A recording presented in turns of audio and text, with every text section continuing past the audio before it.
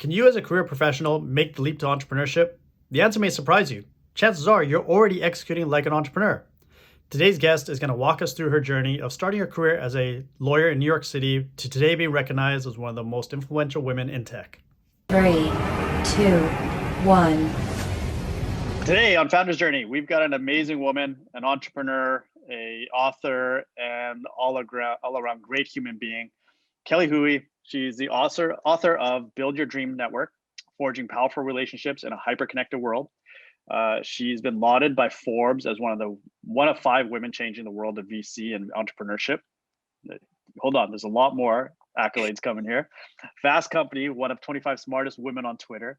Business Insider's one of 100 most influential tech women on Twitter, and Inc.'s one of 10 most well-connected people in New York City startup scene. She's also EBW's 2020 included on the list of 100 most influential global leaders empowering women worldwide. Not only is she a woman of distinction, but like I said, she's an all-around amazing human being and my friend. Please welcome Kelly Hoey to our show. Hey, Ray. Don't forget I'm Canadian too. Not just that New Yorker stuff. A proud Canadian, fighting the good fight in New York, helping entrepreneurs, helping women, building venture capital, building a better world for everybody. What else are you not doing? Oh, gee, how long do we have to talk about and no time for looking back and saying what you're not doing. You can only focus on the staircase ahead of you and the adventure around the corner. Thanks to you, I was invited to this new burgeoning conference in Aruba. I forgot what it was called. Is it Tech in Aruba? ATEC. Still going strong, and really opened my eyes to a lot of the activity that's happening in entrepreneurship in South America, and just some of the great people around the world. And that was one of the catalysts that helped me start getting around the world and talking to different startup ecosystems. I was always very insular and focused on Vancouver in particular, and then focusing on the West Coast. But that, I got to thank you, was one of the opportunities that really got me going and wanting to go around the world and connect with startup leaders and tech leaders, investors in smaller markets and undiscovered markets. Well, you just realize how much we have in common when you do that, and some of the challenges that are the same, but also I don't know, it kind of gives you an encouragement for what you're doing at home. And I'm also thinking about it because I think we really connected because the Canadian consulate got me to Vancouver. And we sat next to each other at a dinner. And then the Canadian Digital Media Network got me back to Canada, going to various startup communities. And sort of as a Canadian, I'm thinking, oh man, it's the only reason I've gotten to places like, let me see, Edmonton, got back to Winnipeg. Let me think. I did. Maybe I got to Sault Ste. Marie. Yeah, I got up to the Sault. I got to St. John's, Newfoundland. I mean, yeah, I remember following your Instagram stories while you're out there. But there's a lot of things that people have in common, and sort of having those sort of shared experiences, but at the same time discovering what they're doing differently and why they're doing things differently, so that you can sort of synthesize and figure out what you should be doing in your own community. Yeah, and I definitely want to talk about a lot of the entrepreneurs in your network and the people that you've helped. But first off, I want to talk about you and your entrepreneurial journey. It's been an interesting one. Like, you've got this amazing book. It's a bestseller. I've seen you doing a lot of talks and workshops. But what got you here? What is the journey that is Kelly Hoey? Who knew that studying law at the University of British Columbia, and being in a very lockstep, kind of linear career path, graduate from high school, get a degree, get another degree, get a job. I never imagined that I would be where I am now, but sometimes life throws you those opportunities. And the biggest opportunity for me to see a bigger version of my career and bigger opportunities for me came from being involved with a global business network for women. So I think about people who might be watching this and thinking, oh, gee, I want to get, I'm looking for something new, or I'd like to try something entrepreneurial. Think about the role you're in and how you can think and act entrepreneurially in your company. Like I really did kind of, probably sort of surprise to people, kind of like develop some entrepreneurial want to say skills and approach because of my years as a lawyer, in terms of the client relationship, in terms of the marketing.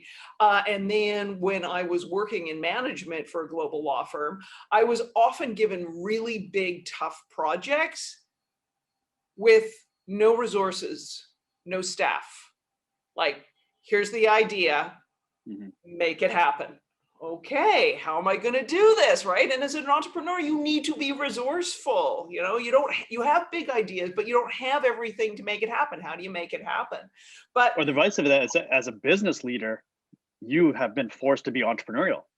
yeah, So you never journeyed out to be an entrepreneur. And this is a lot of our audiences is from Asian communities, and I know from an Asian background, like there's a lot of pressure and expectations of, no, you got to be a lawyer, you got to be a doctor, you got to be an accountant, and you have to work this linear career.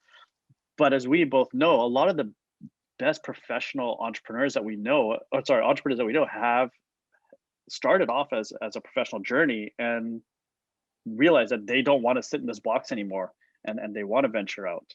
Right. Well, and also too, within those professions, you often have to be entrepreneurial. Like if you want to make partner, in a professional services firm, you have to build a book of business. That's being entrepreneurial, like head down doing the good work. It's not going to get you very far, in any corporation, in any organization anymore. You have to think entrepreneurially. You think about the charity Red, and they operate entrepreneurially. That's probably why they have been so massively successful. And you think, oh, Red, right, the iPhone that you could get, and the part of the proceeds went to that, charity. Well, yeah, even not-for-profits have to think entrepreneurially and have to think about operating differently. But for people thinking, oh, where can I get a chance to maybe, see if there's something bigger for my career, for my possibilities. For me, like I said, it was being involved in the global business group for women, but it's because I rolled up my sleeves and got involved. I didn't just become a member and show up and listen to some talks and hope someone, picked me and thought maybe I had potential. I really got involved, and that opportunity and someone seeing something else in me really, for me, Ray, cracked open the opportunity to, think about something other than continuing on a management track career. And what was the inspiration within that group? Was there somebody that mentored you, or did you see other people performing and it's like, hey, I can do that, why shouldn't I be the one doing that? Or what was the catalyst that got you? You want the story? You want the story? Yes. So as I said, I was in this management role. I was like, when I was in management, and I was in a management role where I was given a really big responsibility to build out a global alumni program for a law firm. And I was given no staff and no resources. Swear to God. Like, it was like, here, Kelly, it's the most important thing. No staff, no resources. And failure and saying I can't do this were not an option. So I needed to look around and say, right, where has someone built, a successful, vibrant alumni type community based on the enthusiasm of the membership? Who has done it with limited resources? Because that's the model I need. Because I can't build a business model of an alumni program that relies on having a lot of staff or having a lot of resources. Or can't build this based on having like a lot of staff, a lot of resources. I didn't have, budget to send, swag. I did not have like anything. So I had to see, right, what does the customer want? So I had to go and interview, all my alums for this law firm and see what they wanted. And then I want to say, I was like looking for parallels, and I fell upon this global business group for women. And well, I could have just said, oh, hey, founder of said global business network for women, tell me what you did to build this. Instead, I became a member. Like, I did my research. I like observe the membership, right? Go to the meetings. I checked out their website, and I didn't check it out once. I used it as a member. Like I threw myself wholeheartedly into this network as a full-blown member, got involved in organizing in the New York chapter, all these things so that I could really understand how this thing operated, to see what pieces of it I could use and replicate for this internal alumni program. And in the process of being so active, in the process of being, I want to so engaged and so contributing to this global business network, the founder, it was like sort of 6-9 months in, Janet, she called me and she said, "Who are you? And what are you doing?" And at the end, like, you're asking good questions. And at the end of an hour-long phone call, she offered me a job that had previously never existed. I don't think she planned to offer me a job at the beginning of the phone call, but by the end of the phone call, she'd created a job and asked me if I wanted it. And I sat there and I'm thinking, and when she offered me the role, it was like the compensation would be equity. No paycheck, nothing, just some equity. And I sat there and I thought, what do I have to lose? What do I have to lose? I've got skill set and I've got a network. I can come back to the job or a similar job to the one I have now. What have I, what I got to lose? So when I think about people listening to this story, think about the things you're involved in. Are you just showing up in name only? Or have you just like got a membership and like, oh, I'm a member? Like, oh yeah, I mentored there once, 2 years ago, but I still say I'm a mentor. Like, how do you show up? And if you're thinking about, oh, gee, I'd really like to do something like this, like go and get involved. Go and show people what you're made of. Show about how responsible or innovative or creative you are. Show what a collaborative person you are, because who knows, it might create an opportunity that didn't exist previously. Yeah, like these groups, similar to like we do at LaunchCamp, like they'll open up doors for you. They'll create a platform for you, but it's up to you to actually walk through that door and make something happen. You have to extend your hand out, shake people's hands, want to learn from them, want to engage with them, want to partner with them, collaborate with them. Sometimes it does require volunteering. Other times there's opportunities to get into business adventures together, but it's on you. The onus is on you to make something happen out of it. Right. And sometimes, and you can find ways to get involved. You can find opportunities by watching, observing, and filling in the blank space. By watching and observing, you can create opportunities. So let me give 2 examples, an in real life and an online. Online, when I did an event for Creative Mornings during COVID, one person took it upon themselves. I didn't ask, they just did it. Every time I was mentioning some resources and saying, oh, I'll get some links and circulate them later, this person went and found the links and was serving them up in the chat function to help other people.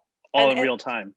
All in real time. And I'm like, That's awesome. whoa, right. Like, it's all of a sudden you're taking notice of this person. And then you're following up. I was following up with the organizers after and like, could you please connect me with them? Like, I want to thank them. And, who knows who else noticed that, right? So some of this in terms of saying, what do I do? Don't just show up and say, hey, Ray, I really want to get involved. What can you give me to do? It's like, watch and observe and see where the blank space is and then run to it, or run to the task that no one else is doing, because that may create opportunities. The other, example I think of, and it was part of a case study in my book, and it was a real life event, and Jen Johnson, who had to build a new book of business in an industry and in a city that she hadn't lived in before. She accepted the job on a Tuesday and started like the following Tuesday, moved from Dallas to New York City and started a new line of business, had to meet everybody. She went to the event where she figured all the clients she could possibly need were attending, and she was correct. And she arrived, and the name tag table was a hideous mess. Like, it was just completely disorganized. And so she looked at the organizers and said, can I help you with that? And they were like, yeah. And they ran off,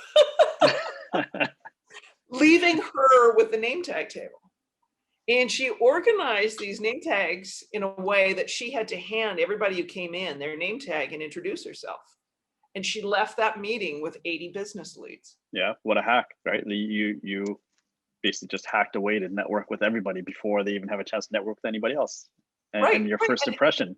Right. Hey, I'm so-and-so. Great to meet you. Where are you at? Oh, wonderful. I'd love to follow up. Like, boom. She's like, how am I going to get some business leads for my line of business in the legal recruiting space? Oh, there's how you do it. So, some of this is you're sort of thinking, oh, gee, what, don't wait for someone to hand you something. Like, look at look at the absence as an opportunity to show how what you can do, and then run towards that opportunity. Yeah, and I would also stress, like, don't be afraid to take risks. Like, you might see, hey, what if I tried this? And if it doesn't work, it doesn't work. No harm done. Like, you can learn from that mistake or that missed opportunity and use it to identify a new one. But the worst thing you can do is not do anything. Right. I mean, and I sort of think sort of the opportunities in life are going to come because people are going to help you. Your skills, your experience is going to take you so far. It comes down to people helping you. So the only mistake you can make in life, in my humble opinion, is not, building connections, not being that, kind of collaborative, helpful, generous person within a network. The failure to, no one goes it alone. I mean, we love the hero's journey. We love that solo entrepreneur, that myth, but no one goes it alone. And so don't assume it. You can do it by yourself. Bring other people along on your journey. Be part of their journey. And the only mistake you make is not building those networks and those relationships. And speaking about networks, Build Your Dream Network is a best-selling book. What led you to writing this book? What's that journey look like? I know a lot of people listening see a lot of other entrepreneurs writing books and memoirs and whatnot. What sparked you to put this book together? And it was like, I felt like Sigourney Weaver and Alien. All of a sudden I was pregnant with this idea of writing a book and I could not shake it. Like, you have to want to write a book. Mm-hmm. I think Stephen King wrote a book called On Writing, and it's not a horror story. It's his career. It's his resume. It's his biography. And I think even if you don't want to write a book, it's an amazing book to read because it really talks about his obsession with his craft and his obsession with doing this thing. And maybe that's why writing a book is kind of like entrepreneurship. You really have to be obsessed with doing it, right? There's not fame or fortune to be found in writing a book unless you're Stephen King, and then think about how many books he's written. So I just was overwhelmed with this burning desire, but part of that came from listening to my network and what were people always asking me. And finally there was when was it? It was 2014. I had two other authors come to me, really pushing me to give them ideas on networking for their books on networking. And I sort of paused and thought, maybe I should write the book on networking. If I'm the networker's networker, if I'm their networking guru, hey, Kelly, you're the guru. We want to know. If I am the guru, maybe the guru should write the book. So that's finally what. And once I had that idea that maybe I should write the book, these other people are coming to me for my insights for their project, maybe I should claim my area of expertise. Once I kind of knobbed onto that one, like I said, I was obsessed. It was I had to do it. It was so obsessed I had to do it. And obviously it's an amazing book. What have you really tried to nail home for the readers of the book? Obviously we want our listeners to buy the book and read it, but if you really start to dive into why is networking so important? Ideas without a network don't scale or grow or launch. I mean, it's pure and simple. You can have the best idea in the world, but if you don't have a network, if you don't have people who are going to, who are going to get enthusiastic about it, or people who are going to mentor you on it, or people who are going to, champion it, it's going to be that great idea that gets built in garage and no one ever uses. So,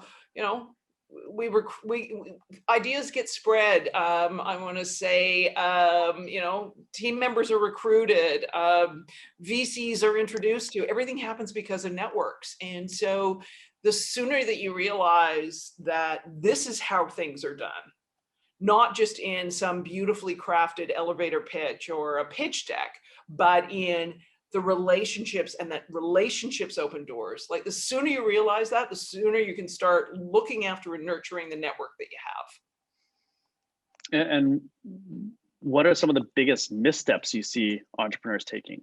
What are the fallacies or the negative approaches to networking? Like I know personally, a lot of times people, like especially in tech, it's give and take. Like you have to be willing to give back and contribute, where there's a lot of people that I've seen that just take and they don't give back. Well, you might get some initial results and connections, but that is very short-lived because people quickly realize, okay, this person's just out for themselves. Right. Well, I think the biggest mistake in networking is people only kind of show up for their network when they need something. But I particularly think in the startup community, the big mistake that founders make is not building the connections with their peers. And their peer network is critical in terms of people who are going through the same challenges around at about the same time you are, or they've just been through them, or they were, they've had, they're resolving that thing. They resolve that thing that you're struggling with, last month, so they can give you a fast track answer this month, or they can give you insights because they pitched that VC, last year. Like they have they have your back, and people treat their peers in the startup community as such competitors, kind of like nice to your face, but and I'm like, bad move, really bad move. I mean, particularly here in the US, what I know from the venture capitalists who I really respect, where they look as their pipeline for future investment, yes, it's from their network, but they pay particular attention to getting inflow of deals from founders, not from, LPs and investors like me, from founders. So these startups who aren't building relationships with other startup founders, it's a grave error in your success. Yeah, I always like to say misery loves company. And so make sure you surround yourself with those people that are faced with the same challenges and problems that you are. And hands down, learning from somebody that just went through those problems a month ago, 6 months ago, even 2 years ago is far better than trying to butter up and get close to somebody that started their startup journey 10, 20 years ago. Yes, that person may be super successful right now and they've got lots of accolades, but when they were at the stage that you were at, the world was so different. And completely different. Yeah. Completely different. I mean, and what? It's supposed to be like sort of useful or charming or flattering to go and no, go and talk. If you're looking to answer that, go and talk to your peer. So, yeah. Yeah. And I think a lot of people don't realize that we've had seasoned entrepreneurs that have been very successful, exited their companies, come to Launch Academy to start a new business. And you think, well, why is so-and-so that's so successful want to join an incubator? Because they're starting from scratch. The world of how to build a business is so different now, and they want to connect with those peers. They understand the fastest way for me to be successful is to talk to Joanna or Samantha, who just went through these issues 3 months ago, and I can ask them and get closer to them and leverage them to build my business. Exactly. And the diversity of the networks and the pipeline of where people are coming in from. Yeah, I mean, if you're seeing an incubator and you're seeing some seasoned entrepreneurs in there, that's sort of like run there fast as you can, be part of that. Exactly. And so having the book come out, going around, doing your book tour, talking at conferences, working with all these entrepreneurs around the world, what have you learned since the book has come out? Is there anything new, anything that epiphany for you, or common trends that you're seeing that you may not have expected or seen before? Well, the good news is people still kind of suck at networking, so I get to still talk about the same thing. You sort of like, hey, will your topic or your book become obsolete? And it's like, good news, no. The one thing I sort of think about is we all have a lot of the same pain points around connecting with people. And I say in my book, networking needs a rebrand, and maybe 2020 is giving that, or has given that to us. And my biggest relief, Ray, in terms of all of this stuff is, the message that I put out in 2017 still holds true today. Few, because I haven't had that burning desire feeling to write another book yet. So I'm like, until I have that feeling, I'm not even thinking about another book. And so I'm kind of relieved that I can still talk about the same thing. It's sort of like a startup that creates like a project, like they have the best solution, and then the government changes the law. And then you're like, great, now my product's obsolete. You're like, no one yeah. this, oh, look, we discovered cars. We don't need a buggy whip anymore. Thank goodness I still have an evergreen product. Yeah, that humans are lazy, humans are timid. Actually, that's a great We're question. squirrely and weird. We're squirrely and weird. That's what makes Yeah. networking hard. It's not that we're introverted. It's not that we might be scared about this. Humans are weird. And what we may want today is not what we want tomorrow. And your job when you're networking is to connect with another person. And how do you do that when one day they want, chocolate ice cream, and the next day they tell you they only like vanilla? Like, what do you do? Yeah. We're weird. And are people weird equally across the world? Oh yeah. Or do you find pockets, or is there any nuances or any distinctions of networking in different parts of the world? Or I mean, there's definitely differences, but I think you have to look at that on I want to say on a very micro level. Like you could say, oh, startup communities are, and you're like, hold on, but the startup community where?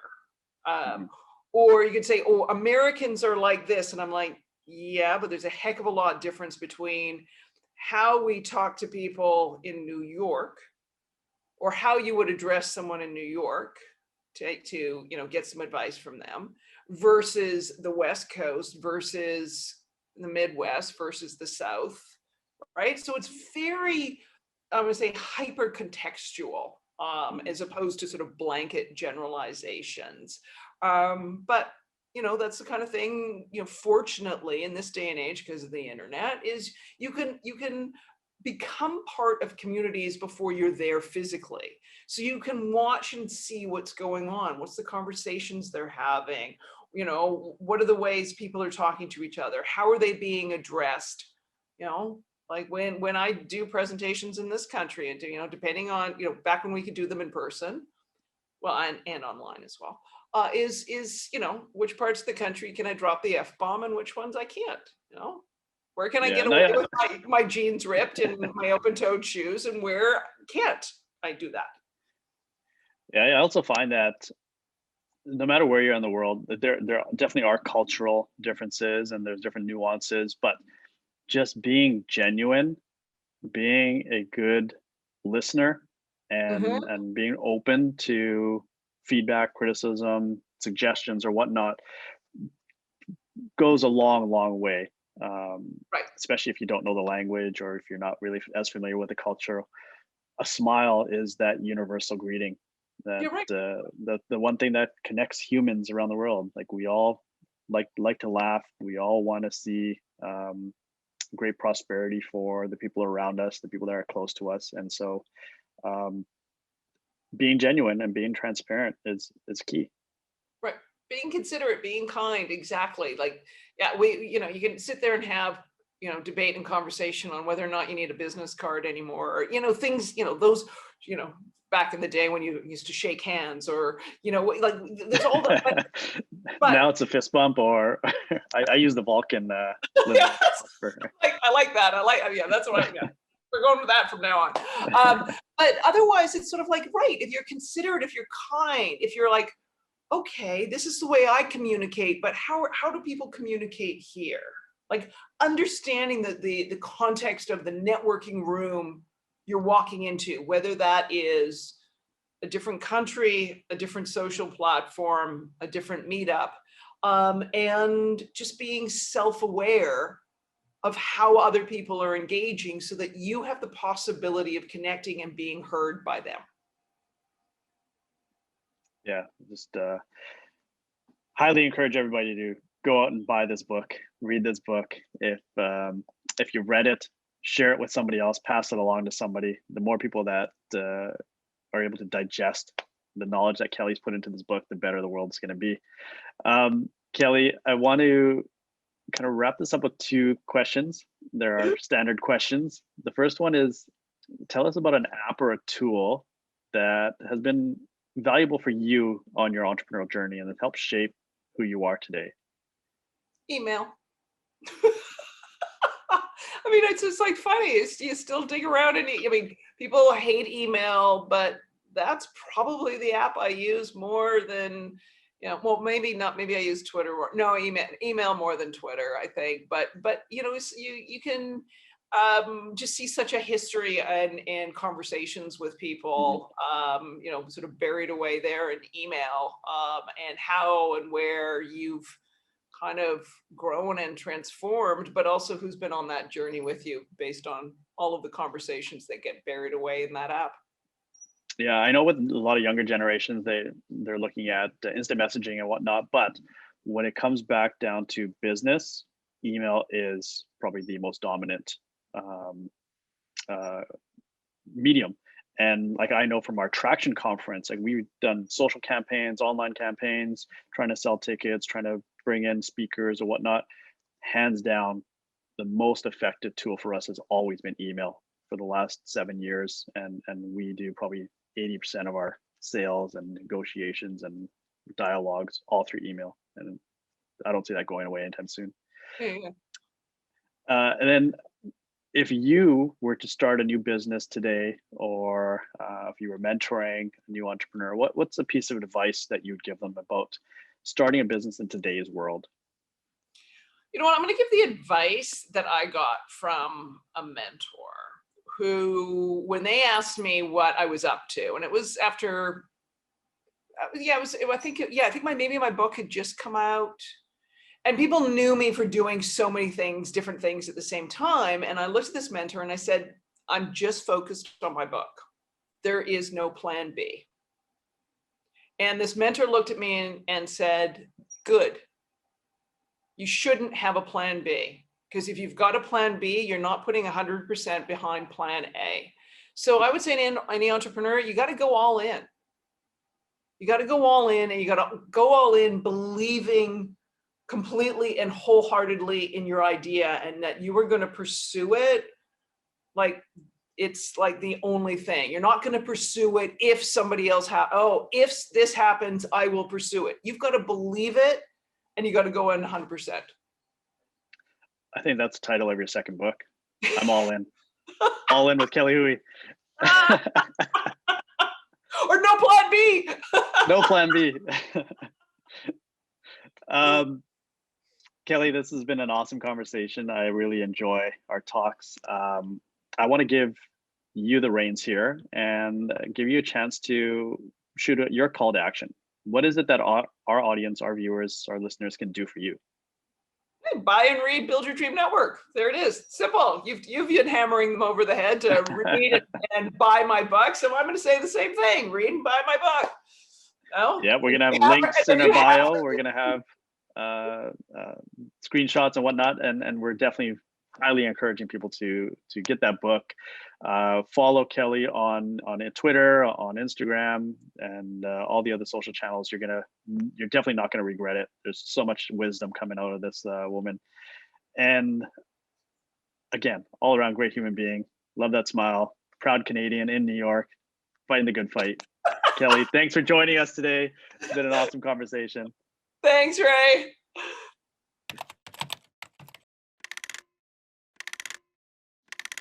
Launch Ventures is for entrepreneurs by entrepreneurs. Every Friday starting February 5th, we will be releasing an episode of Founder Journey series. Please like, share, and follow. We are excited to share the series with you. If you're interested in taking our course,